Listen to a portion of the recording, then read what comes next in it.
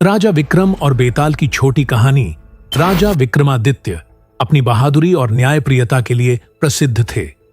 एक दिन एक योगी ने राजा से कहा, अगर तुम मुझे सफलता से एक विशेष बेताल को पकड़कर ला दोगे तो मैं तुम्हें अपार शक्तियां दूंगा। विक्रम ने साहस दिखाते हुए जंगल का रुख किया और वहां एक पेड़ पर बेताल को लटका हुआ देखा। उन्होंने बेताल को अपने कंधे पर उठाया और महल की ओर चल दिए। लेकिन बेताल ने एक शर्त रखी, अगर रास्ते में तुमने कुछ कहा तो मैं वापस पेड़ पर लौट जाऊंगा। रास्ते में बेताल ने राजा का मन बहलाने के लिए एक कहानी सुनाई। कहानी, दो दोस्तों की परीक्षा 2।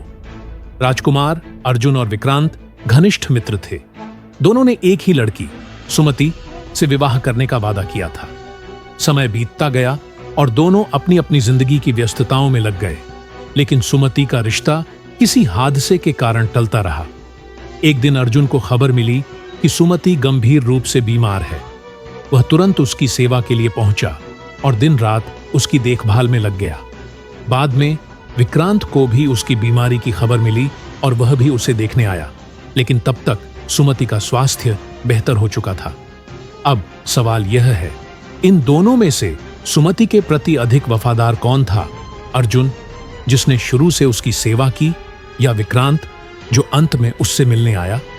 राजा विक्रम ने सोचकर उत्तर दिया, अर्जुन अधिक वफादार था क्योंकि उसने बिना देर किए उसकी सेवा की।